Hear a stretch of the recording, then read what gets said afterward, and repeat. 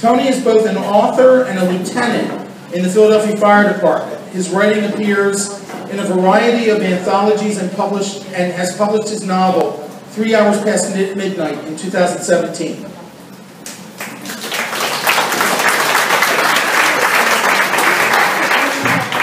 Thank you.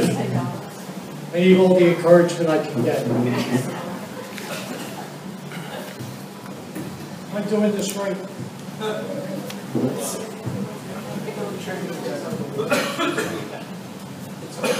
Yeah. I'll just talk loud. Okay.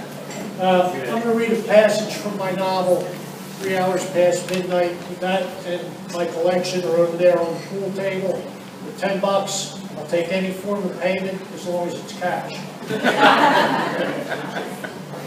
This is partway through the book and things aren't going well. A pair of uniformed cops came into the bar and spoke to the bartender, who pointed toward our table. The dancers stopped dancing. Everyone in the bar was watching the cops as they walked toward us. I kicked the coveralls behind me.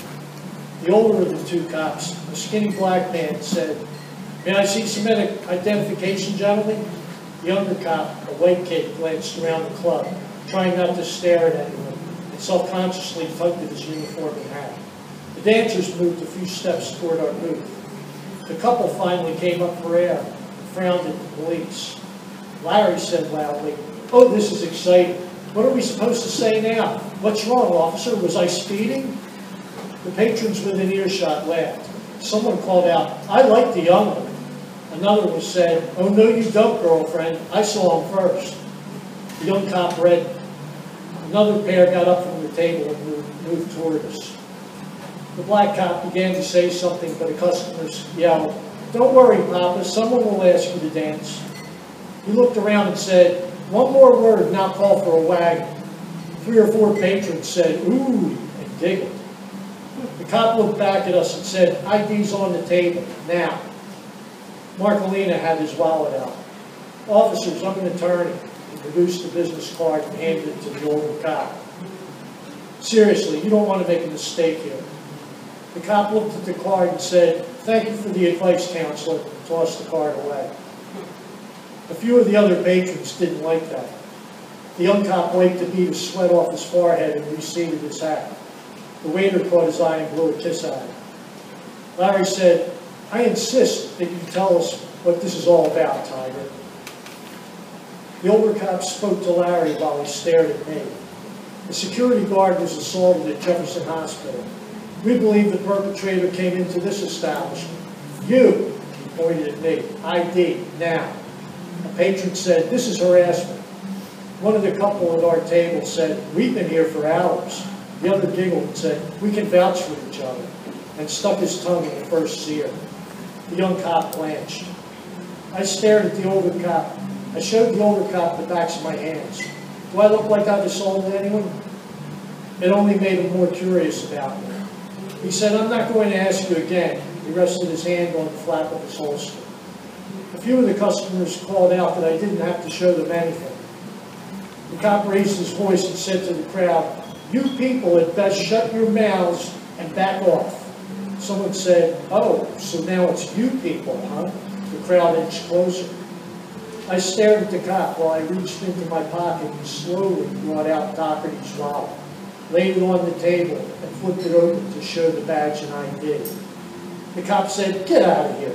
You're a sheriff's deputy? Let me see that." His partner was watching the rest of the bar patrons surrounding us. "Hey, Cleve, maybe we should call for some assistance, you think?" "You keep your hand off that radio." Cleve was annoyed. He hadn't wanted to come into this bar, but he was here and he was old school. He didn't call for help as soon as things got difficult. He handled it. His squad would never let him hear the end of it if he couldn't deal with a bar room full of gay men.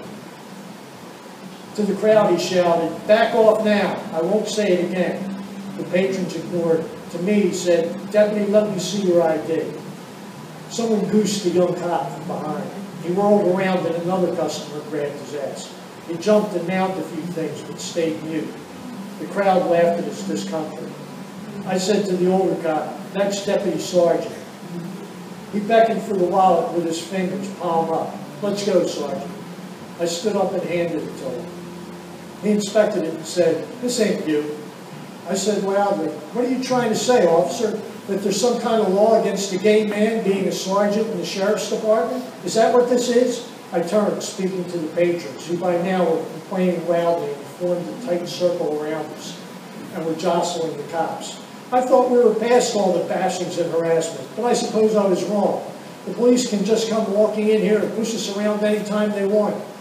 The crowd overwhelmed the policemen. I gave up on getting back Doherty's wallet and pushed my way past the throng toward the door. The cops had their hands full. A customer in a sleeveless T-shirt had snatched the young cop's uniform hat and was wearing it sideways. My last look at the older cop told me that he wished he'd let the young guy make that call.